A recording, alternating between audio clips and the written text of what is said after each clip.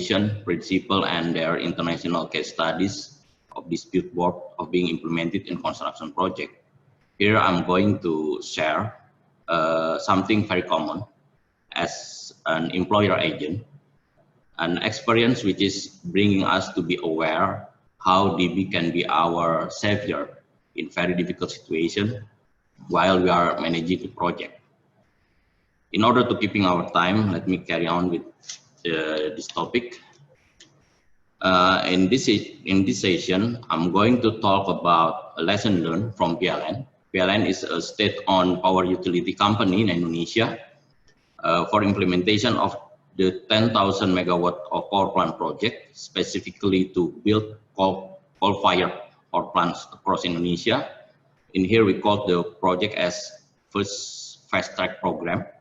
And the implementation of the program has led us to the corrective action toward our further project administration, such as effort to adopt and implement of dispute board in our upcoming power plant projects.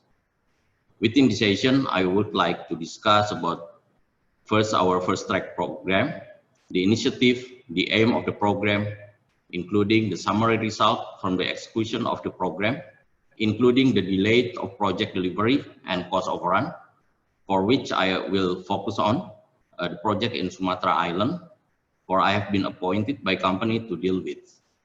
And next, I'm going to talk more about the general case of dispute arise during construction, why it is happened, and the reason of those dispute leads to the long journey of settlement, up to our journey of changing times, dispute board mechanism approach for dispute settlement, and further about the expensive and tiring experience for dispute settlement in the recent years.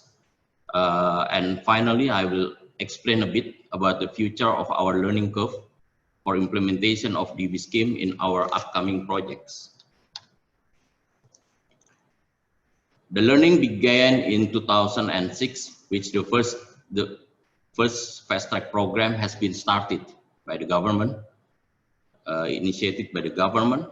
This program was considered as the very first for project funded by the commercial loan in the company, and EPC model contract adopted on the program. The program covered about 37 sites project with total capacity nearly 10,000 megawatts, while the goal which set by this program are, first, to cope market demand, in the same time to spur electrification ratio in Indonesia from about 60% to over 90%, while the government also trying to reduce usage of diesel oil, and then ultimately to shrinkage the production cost of power generation by 1/6. To support this program, the government of Indonesia did issue the presidential decrees in 2006 as a legal basis for the implementation of the project. On the screen, we could see the figure of the overview of the status on the construction project, which listed in the beginning of the program in all over Indonesia. The data shown has been updated as per December last year. As we could see, the program did bring in total 30 completed projects with capacity about 9,724 megawatts to Indonesia, whilst the company is still struggling to complete 4 remaining projects. In addition, 3 projects has been terminated. For this occasion, I would like to focus on the development of the program only in the Sumatra Island, again for which I've been assigned to deal with by the company, could be managed for delivering 8 power plants in Sumatra Island with total capacity about nearly 1,500 megawatts. Now, what is made this program seems very promising in the beginning. We could see the program was designed to be running with shorter feasibility study, shorter procurement stage, including fast evaluation of bidders. The contract condition which implemented were being simplified and making the bidder could easily understand and agree to the designated contract. In fact, the contracts were not considered claim mechanism for both parties, for which Professor Sarwono said like mutilated contract. And also the program adopted commercial loan scheme, which makes PLN has flexibility on arranging of the project fund, and project delivery will only take 36 months. If only those advantages became too nice to be true, I will not talk in this forum about our tiring experience in dispute resolution of this project. Let's see what the actual data says about this program.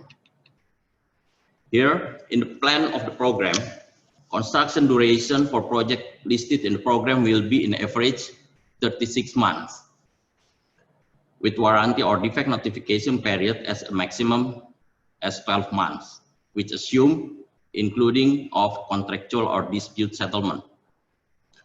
In terms of fact, the average construction duration was spent 73 months since its commencement. The commencement of work and project fund arrangement itself took about 4 months after the contract signed. The warranty or defect notification period remained the same with the plan, 12 months. However, after that period, the contractual settlement process takes an average of 2 or more years to be settled. In total, considering the contractual settlement often carry out since project completion, we can count about 3 years.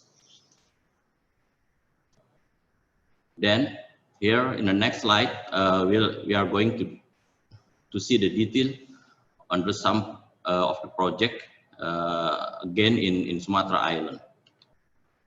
Here, in the Sumatra region, we had successfully completed 8 projects in total. At the beginning, all the said projects set to be completed between year 2010 and 2013. However, the data shown there were no project completed within the time set. The average delay was about 54.5 months, with the shortest delay of the project was 33 months, which nearly double than the average time set. And then, coming to the cost of the project, there is a big question about how much the final cost of the project. Here we are. This data shown all the projects in Sumatra Island were facing cost overrun. The amount may vary from 1% up to 36% from its agreed contract price. By both of those data, construction delay and cost overrun, raising a big question of why it could be happen. Here, in my view, here the main reason of triggering time delay and cost overrun, that is different interpretation of the specification, or what we call like ambiguous contract statement, unclear of the responsibilities from both parties in many issues, or we could say imbalance of risk allocation between parties, and slow decision making by parties involved in the project. On the screen show, we could see the general dispute arisen from the program.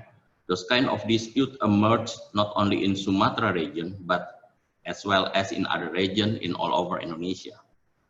While the condition became worse due to no clear and concise mechanism of dispute settlement and slow decision making made by the concerned parties. By that time, the dispute already in place. Then the next question of this problem is that why this dispute can be happen and why it is not easy to settle down by the parties. By the surface, it looks like the dispute were arise due to insufficient data during pre-construction. As previously said, that the feasibility study were taken was very in short time. Differing site condition, the general contract type was EPC contract, yet the time given to the contractor to evaluate the site condition was far from enough. And third, the weakness of contract administration from both parties. and imbalance of risk allocation between the parties and other causes. The actual condition which we were assessed, giving the indication of dispute arose due to first, settlement of dispute has been postponed till the end of project, and then by the time there are many correspondences being made, email were sent, the letters being issued, the meeting were held, all of those correspondences for sure making an argument to other parties and vice versa. The actual causes of dispute became varied, and many of those documents have bias condition. Loss of story due to personnel change at both sides, the dispute growth, and the personnel on each parties come and go. Became worse since each person for sure made his own remarks and opinion regarding the dispute, which led to be a perfect evidence for arbitration process. Dispute grows more complicated than before at the end of project, since the dispute often became more complex by its age, if not taking timely. And all those leading to nobody wants to involve at the dispute settlement and passing the buck to the next person. Now, let us see what happened in the contract document, what is written in there, why this can be happen. Is there any resolution or mechanism provided? What is the steps should be taken if there is a dispute? Should the contract become the solution of any dispute arise? Here the contract says the dispute was considered in definition as a difference interpretation of contract from the parties, which cannot be settled by agreement between the parties. And then the given mechanism by default of contract said the dispute or difference shall be submitted directly to arbitration as provided in the contract. There is no dispute resolution board provided by the parties, and all of the dispute will surely go directly for arbitration process. The condition of the arbitration process in the contract define that process should be carried out in accordance with the rule of conciliation and arbitration of ICC. Further, in the contract mentioned that the arbitration process should be conducted in Jakarta, Indonesia. This invite a problem since there's no filing office of ICC in Jakarta. Therefore, the contract has no dispute resolution board and has no clear arbitration institution stated in the contract. Complicated? Yes, for sure. Then it is adding up by there is no single word of and about claim in the contract. A bit fortunate for us, in the year 2017, the new approach is introduced and legally by the Indonesian law. It is new Indonesian law number 2, year 2017, article 88, which was written specifically about if no dispute resolution stated in the contract, the disputing parties can make a written agreement on how the dispute will be settled, for which the sentence became a solution to dead-end process of settlement of dispute in the project. Lesson learned from settlement of dispute by adopting dispute board form in some of first program in Sumatra Island. Please be noted that there is no clear arbitration institution in the contract, so the parties should find the form of dispute settlement by Indonesian law, so that we could see the result between settlement by adopting mediation arbitration approach with mutual settlement set by both parties. In the below side, for example, there are 3 projects were settled directly by both parties through mutual settlement agreement. Yet, it takes an average about 42 months to settle the contractual issue between the parties.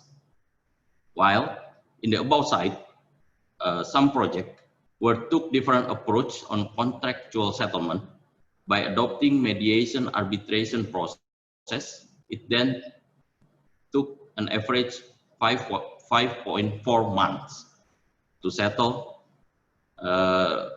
through the helping by local arbitral tribunal body in Jakarta.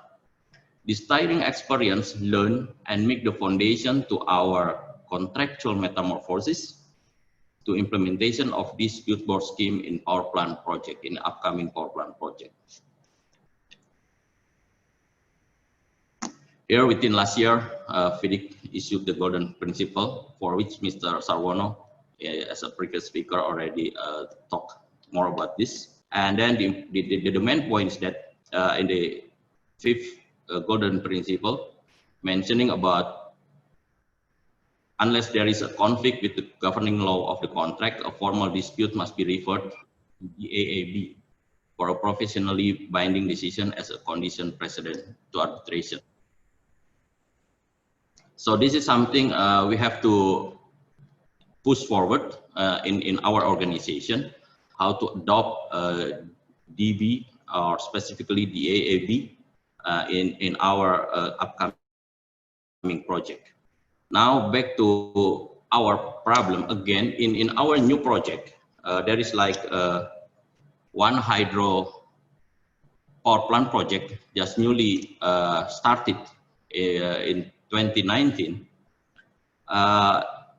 The situation is that the dispute board under the signed contract for the civil work package was provisionally changed to adopt an ad hoc dispute board, as Yellow FIDIC's book mentioned, while the appendix for DB procedure still a standing dispute avoidance and adjudication board. In contrast, the original FIDIC pink book, and also mentioned in the golden principle of FIDIC, stated that the AAB recommended to be form of dispute board to this kind of contract, for which, in my view, a standing DAAB would be much preferred than the ad hoc. This is something, again, we have to working on to make sure the painful experience from the past project would not be coming back. The real situation at the ground, there were already 9 disputes arise during 9 months of execution of the project, then became worse by fact there is an ambiguous for dispute board procedure, since the provision of dispute board only apply in a single clause. Countermeasure to be taken, that is, the contract condition of DB should be considered to return as the AAB. Here the final thought from our experience. The dispute resolution board is a mandatory for the contract. Further, it is a paramount to dispute settlement mechanism stated clearly and unambiguously. Even the FIDIC realized the importance of the dispute resolution board and published the golden principle to keep the FIDIC contract is a FIDIC contract. Thank you. Thank you.